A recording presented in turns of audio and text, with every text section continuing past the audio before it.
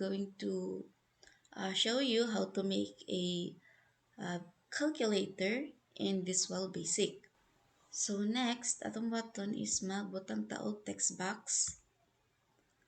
So, text box. Just double click.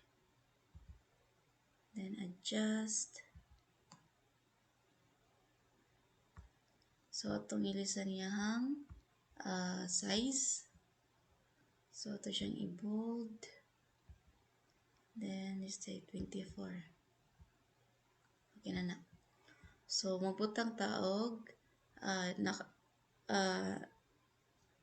butang na to siya text nga 0. Sabi mo na siya ang default nga number. So 0. So as you can see na siya sa left side, ato siyang balhin papunta sa right side. So nito sa text align, then i-right. So as you can see na balhin na siya. And then ato siyang i-rename to txt number.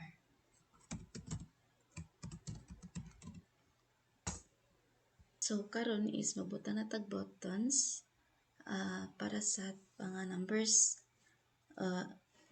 and operators. But first, ang atong button kay ang numbers lang sa. So atag button.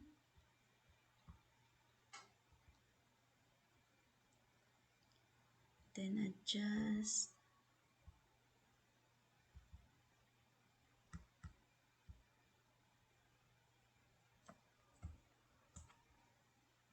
Then ato siyang i-resize.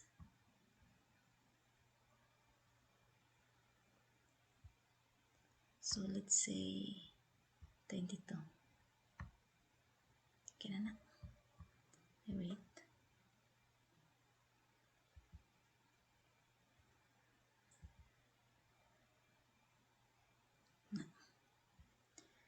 So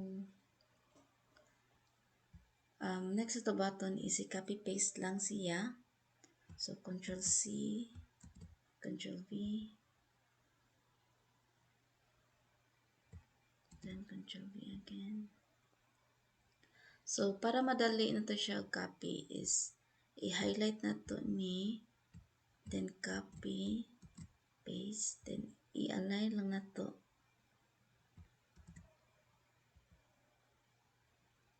So last batch.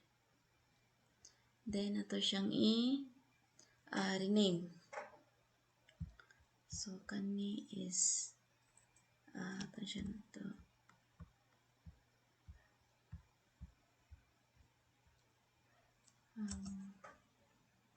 So decimal.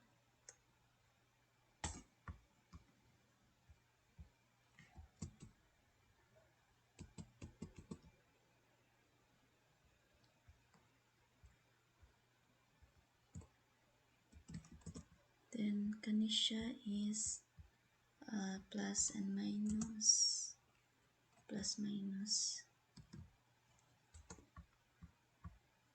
Then kani is 0. Kani okay na. Then 2. So as you can see, so dini pwede ra ka mo dito og type kay atong last gigamit nga sa properties is ang text man. So pwede na ka mo type og dito, then enter. Di na ka kailangan magbalik-balik sa properties. 6, 7 para madali mo hang gibuhat. So mana siya, then next is ito siyang i-rename sa tagsa. So kani siya is a btn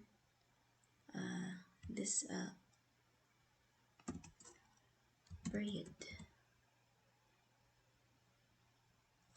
or decimal.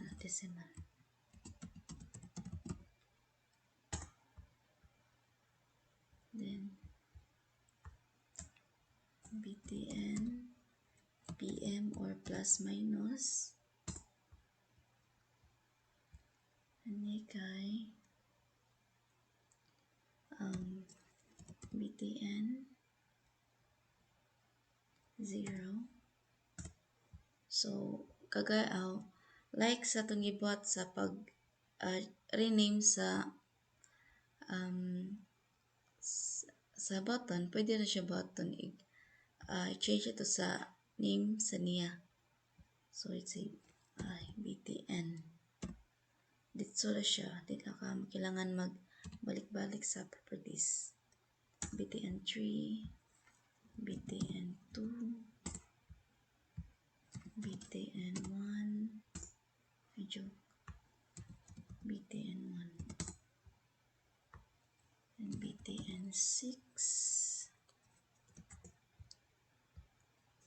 btn 5, btn 4, btn 7, or button na siya, button 8, or btn 8, then btn 9. So, manamantag, so na-change naman to yung name na. Then, mag-add na sa mga operators.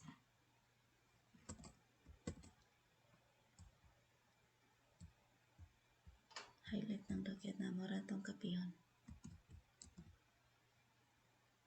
Copy, then paste. Nyari pa.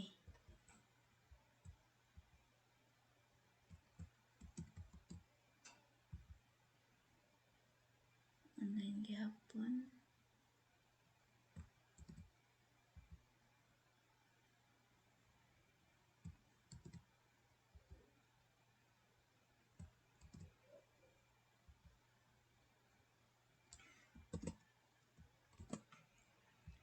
So, ato siyang rename ang text. It is not in text. This would be equal. Then,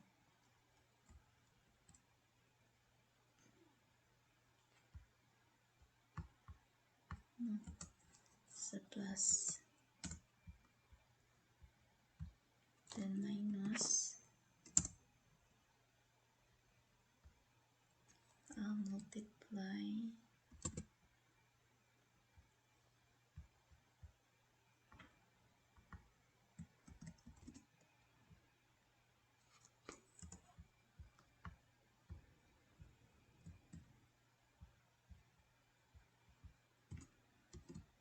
Divide,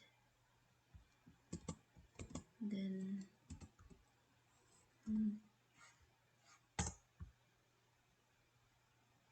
ito siya makita. Ito na siyang i-resize lang ito.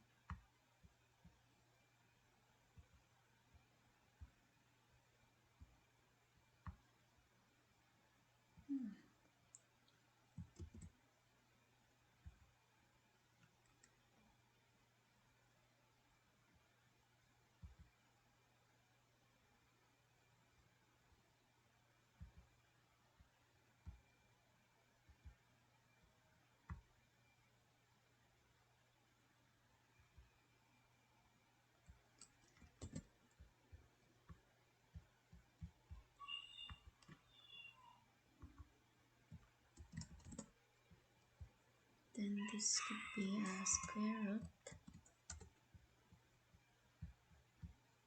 Then x to the power.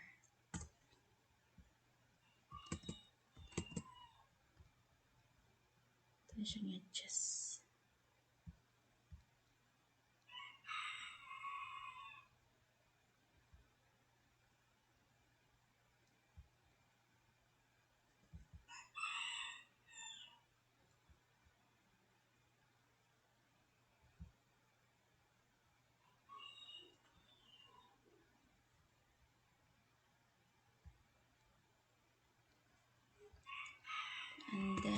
add na ta sa delete, clear and off. Copy, paste sa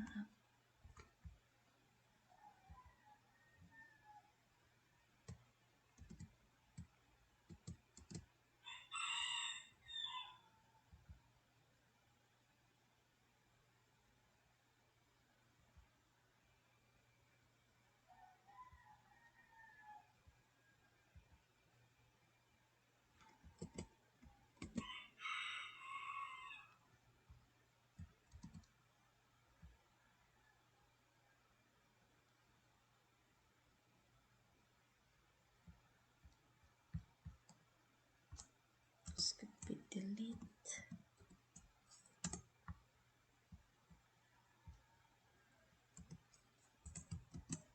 clear and off.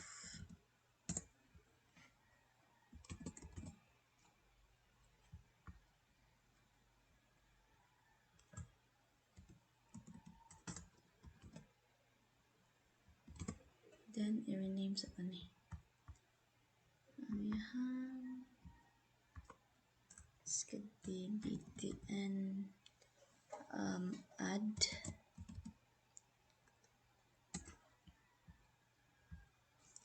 btn equals or equal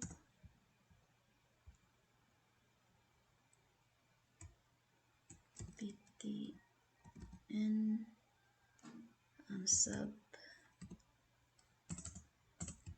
or subtract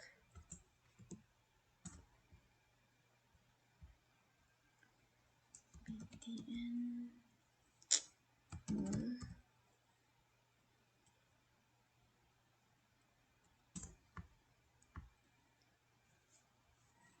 btn div.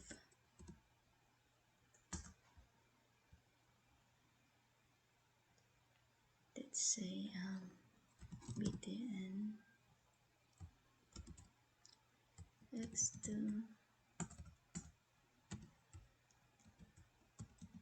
the power, then btn square root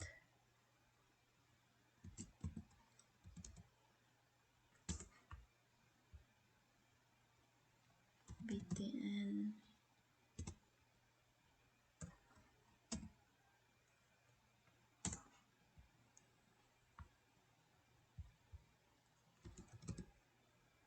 btn1 x,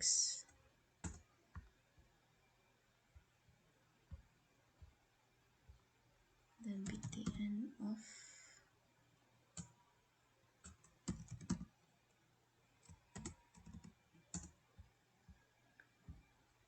btn clear and btn delete.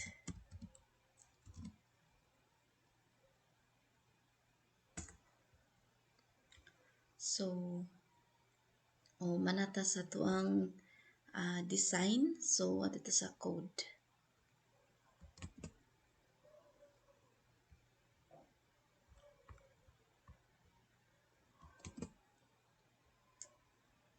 Double click lang atong form.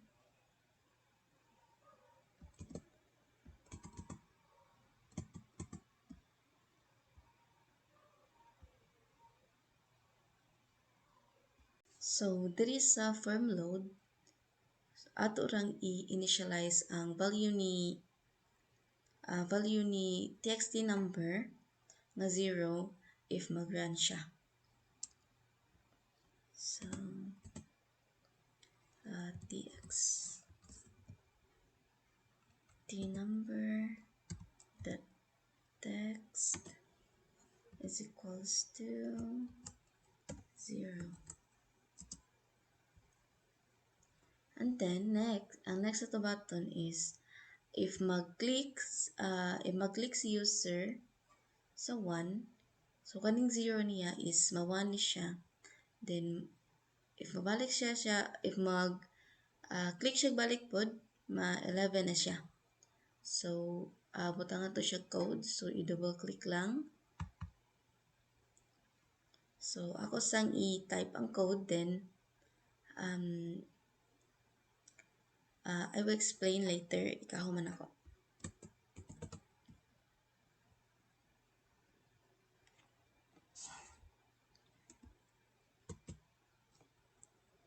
If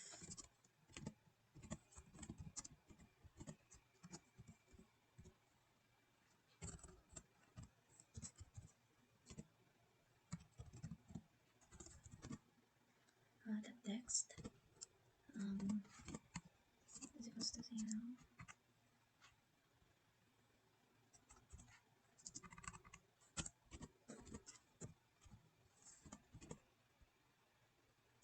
text number the text is equals to 1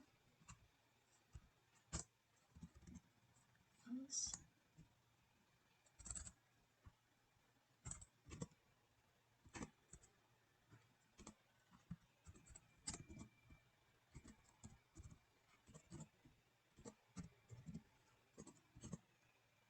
Text.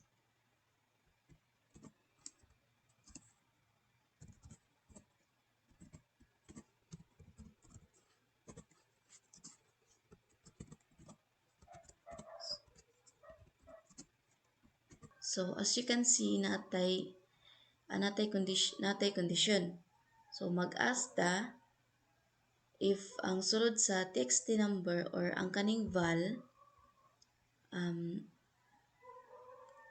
will going to return a numeric value kung unsa nga number ang nakabutang or naka-display sa txt number or sa text box. So if 0, so syempre iyang value is 0. Then if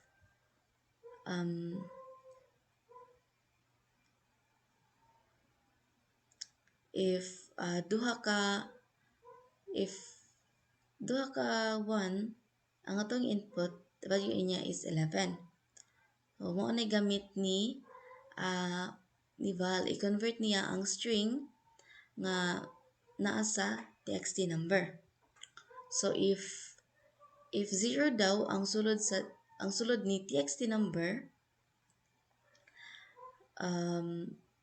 if 0 daw ang sulod ni txt number, ang una niyang i-display is 0.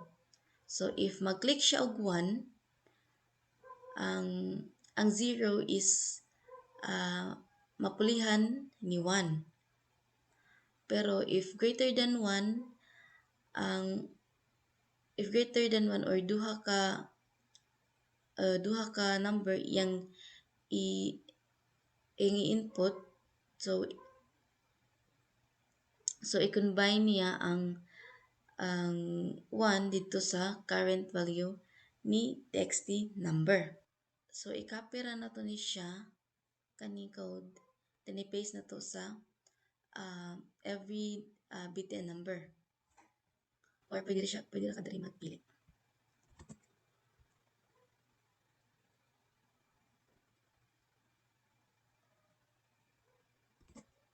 So ato rin siyang i-copy, i-paste ya. So declaration niya is click.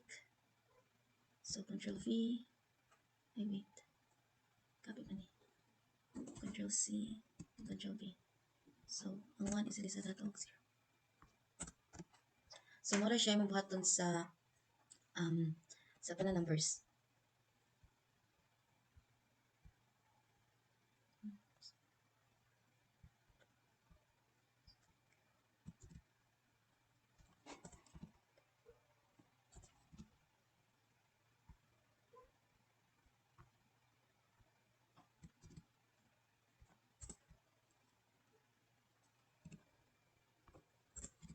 Or pwede sad ka imo ra ni i-double click ang button.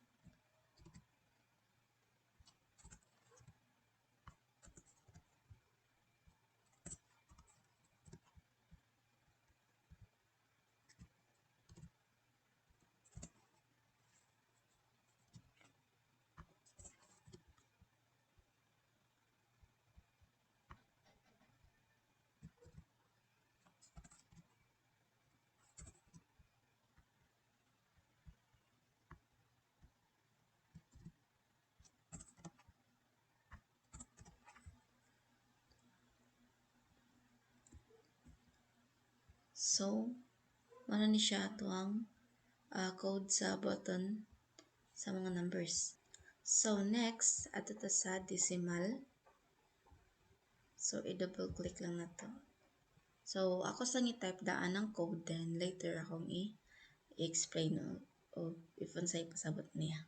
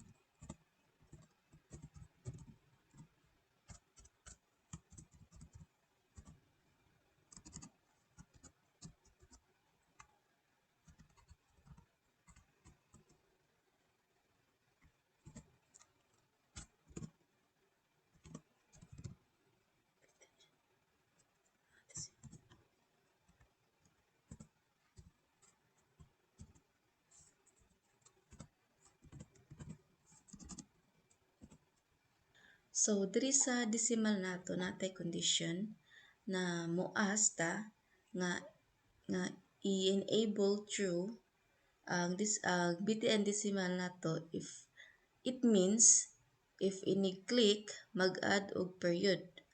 Pero once gani nga nakapag-click add na siya, if nakapag-click add na nga tong user og period, ma-enable false na ang ato ang BTN decimal or dili na siya clickable kay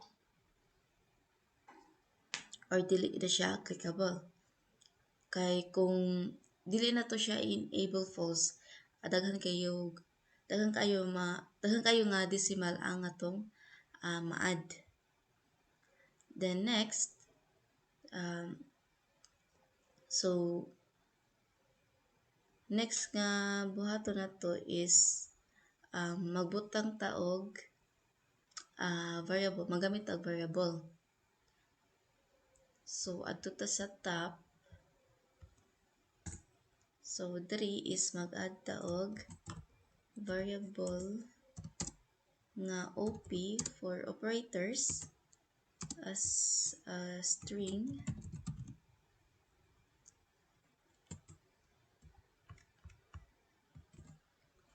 Then num as double.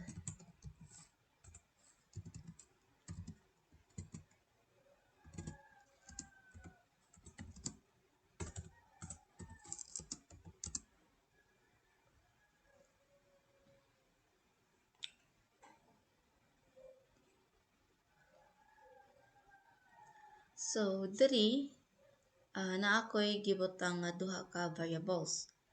So ang OP mao ni ang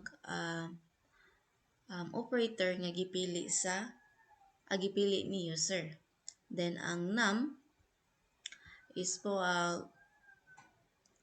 nag-hold sa value nga nakabutang sa number sa txt number nato or sa tong text box. If mag-enter si user og number, then nagpili siya og operator, kay ang pili siya og operator, ang number nga nasa txt number na to or sa atong text box will be stored diri sa num. Then mag-enter si user og lain nga number. So balik ta ngadto sa ato ang BTN add, then mag-type ko sa code nga explain ako later kung unsay pasabot niya.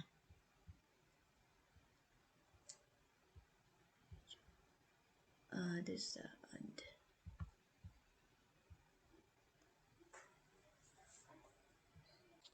btn add.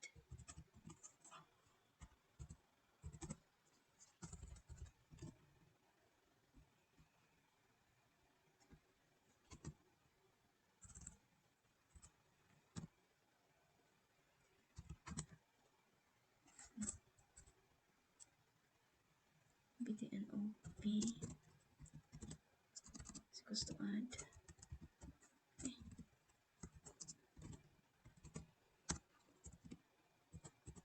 If num0 is num is equals to 0, then num is equals to val txt per text,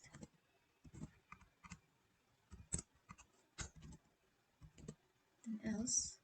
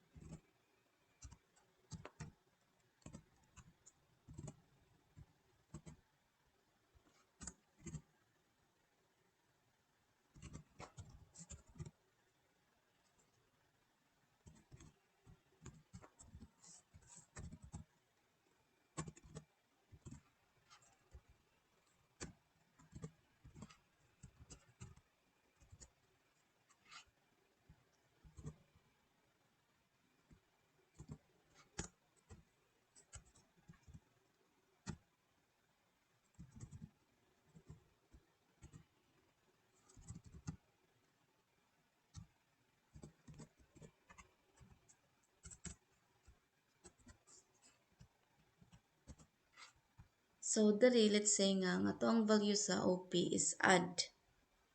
So para ig-equal sign ni user kay bawo si computer nga ang last nga gipindot nga operator is add. Then naa sa tay condition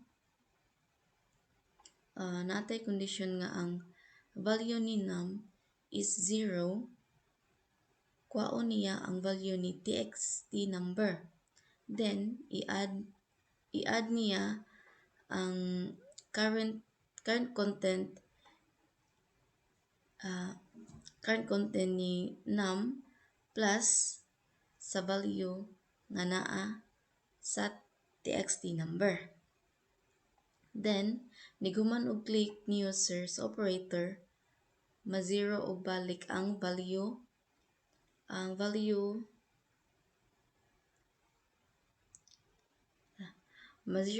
balik ang value ni txt number. So para mahibaw-an nato if mogana ba nga to ang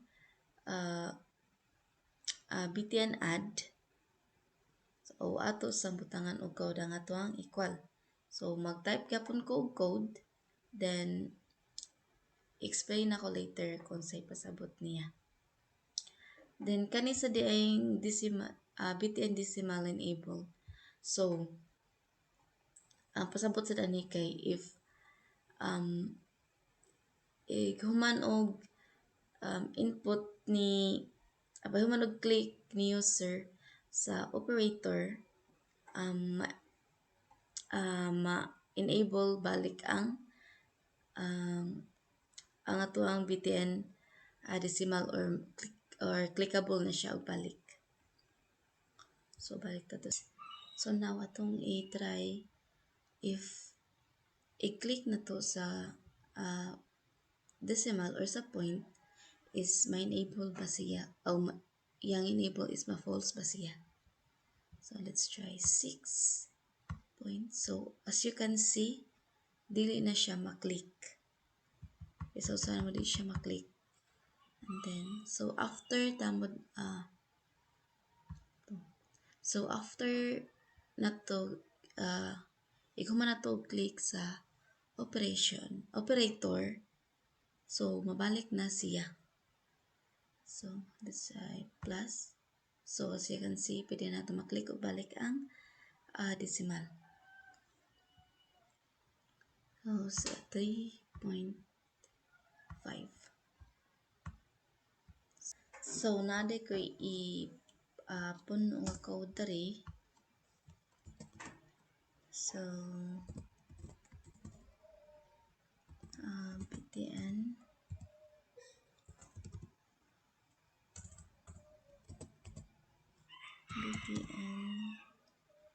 equal that perform click.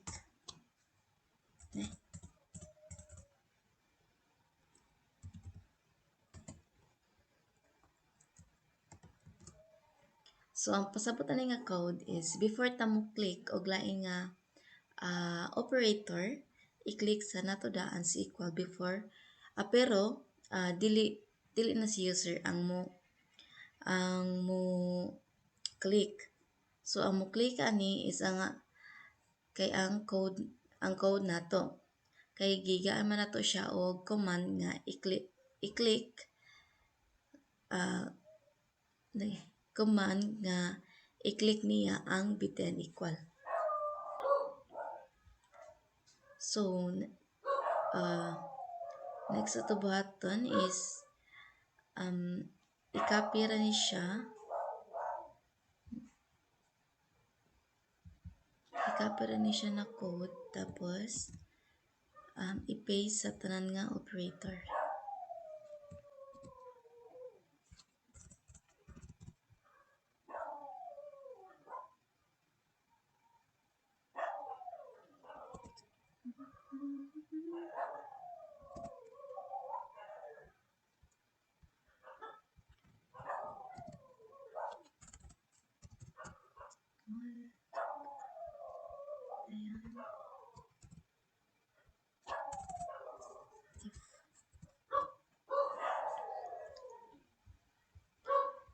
So next, before ta magbuhat og before ta ni siya buhatan og code ari sa ta daan sa x to the power.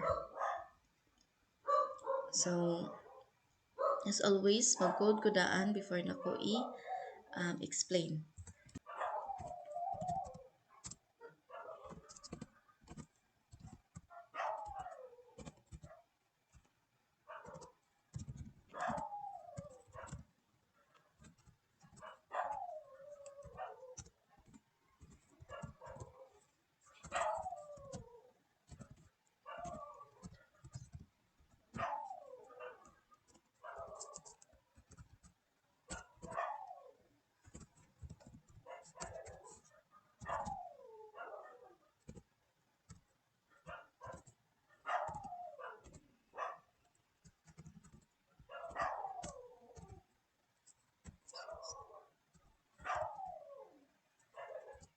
So diri na code is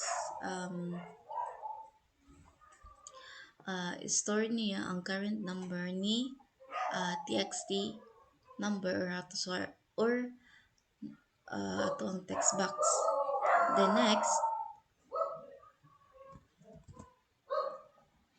next is i-clear niya ang text box para i-allow para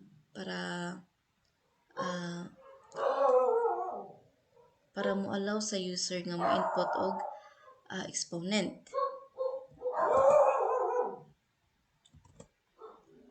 Then next is set niya next is set the focus on the text number or the text box for user input. Tapos iset niya ang operation to power.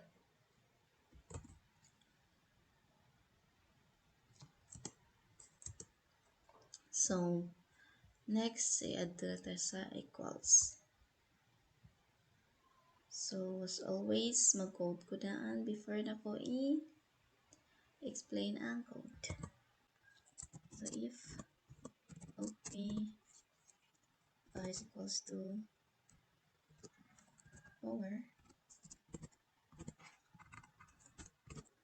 then so, diri is nag-declare tawag di nga exponent, variable nga exponent as double.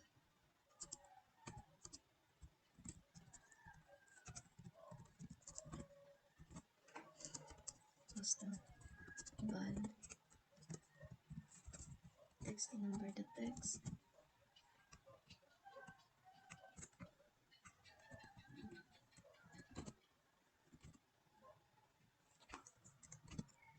then name another variable set result as a double equals to math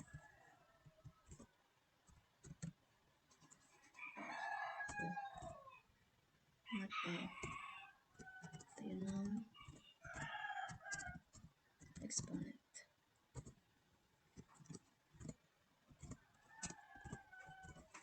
Txt ng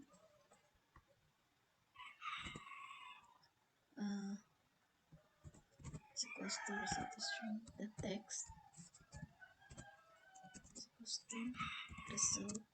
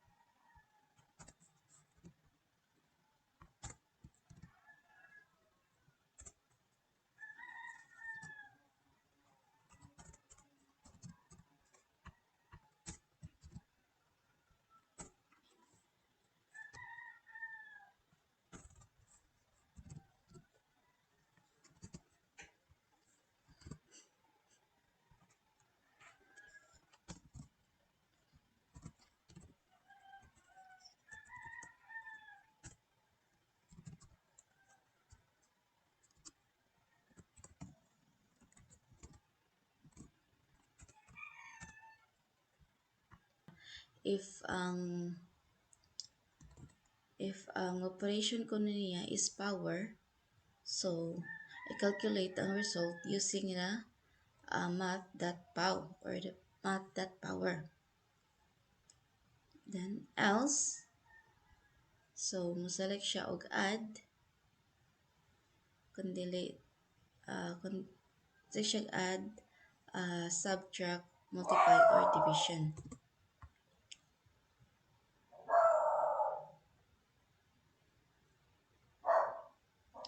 Then ang iyahang operation is set niya balik sa empty. Then ang number is 0.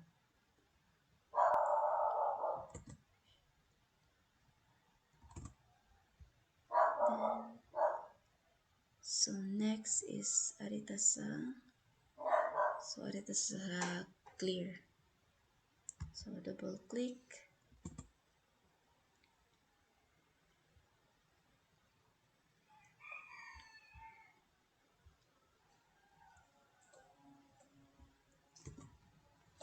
So tx. So diri sa clear is i-clear niya tanan naka-input. So the text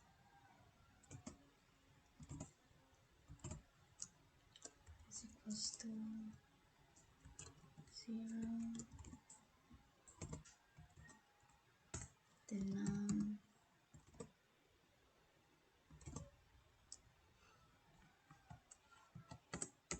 is equals to 0, op is equals to empty, then btn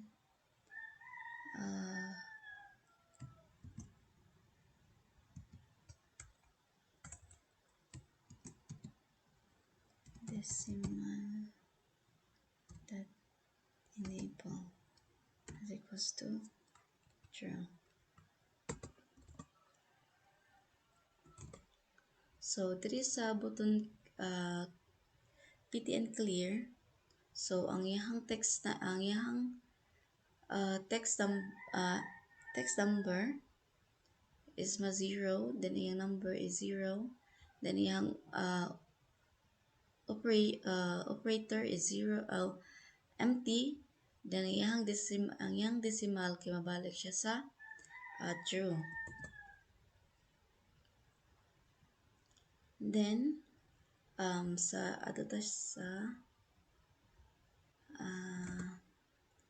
square root. So double click. So again, mag-code ko before ko mag-explain.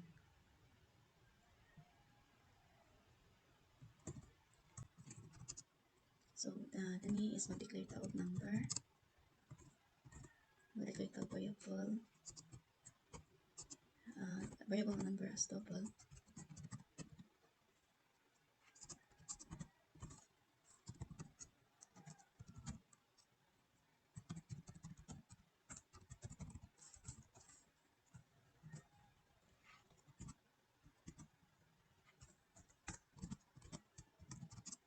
Og square root.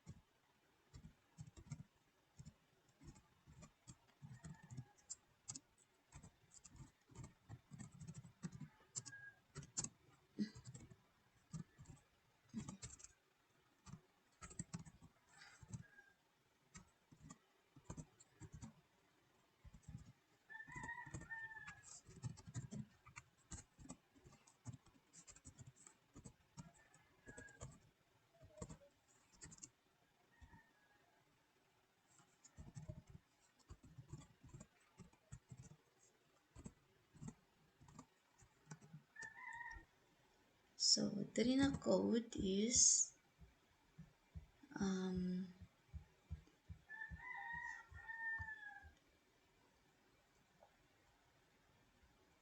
so diri na code is nag-retrieve siya sa number sa text number or sa text box, then calculate its square root using the math square root function, and then set the result back to the text number or the text box. And then ito sa plus and minus.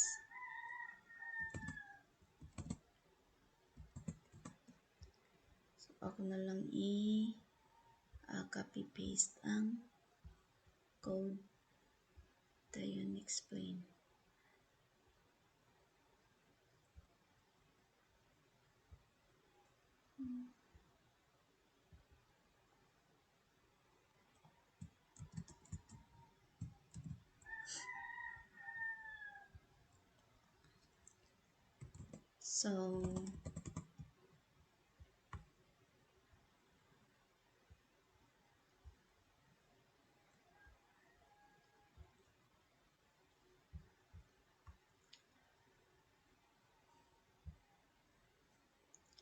So then in a code is if a number is positive, so mag-add siya og minus sign para mahimo siya og negative, and then if if negative, so i-remove niya ang minus sign to make it positive.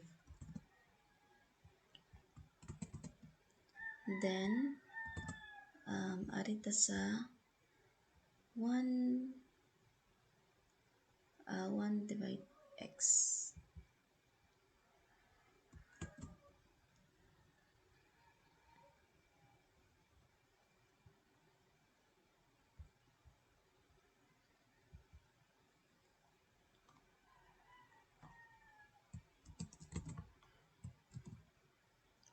So nag-declare ta diri og variable nga a, then convert to double, then 1.0 divided by the double of the text number, divided by the sa number na nasa at sa tuang text box. And then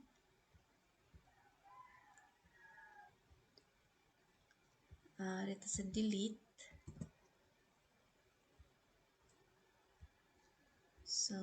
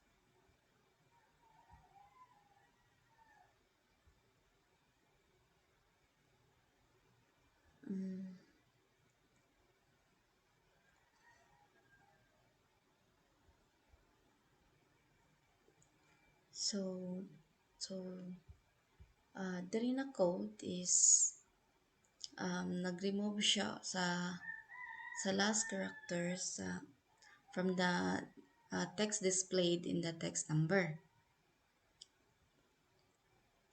Then nag-simulate po siya sa behavior sa backspace or delete key in the text editor, then allowing the user to correct their input if they make a mistake. So let's try it. So let's say 2 plus 5 is equals to 7. Okay. Ayan, 3 minus 2, 1, 5 times 5 is equals 25. Then 9 divided by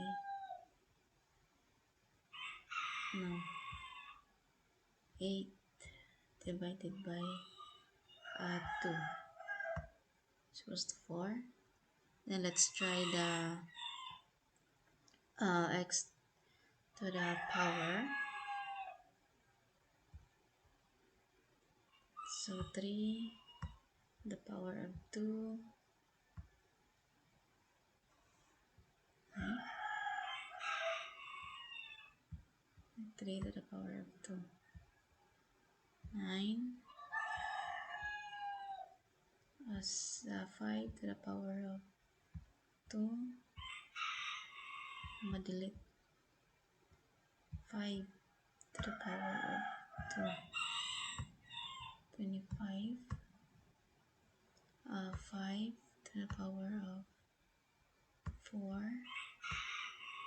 625, sa square root, 16, square root of 4k, 64, 8 square root,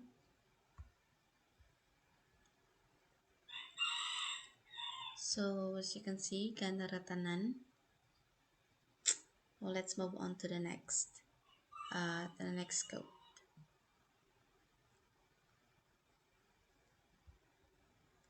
The last one is ang off. Sa tuang bitin off is if i-click mo sa button is ma-close ma-close or ma-end ang ma-end ang execution sa tuang code. So ito siyang i-close. So let's try again. So okay.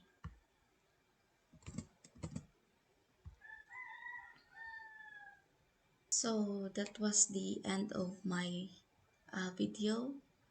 So thank you for watching and have a good day.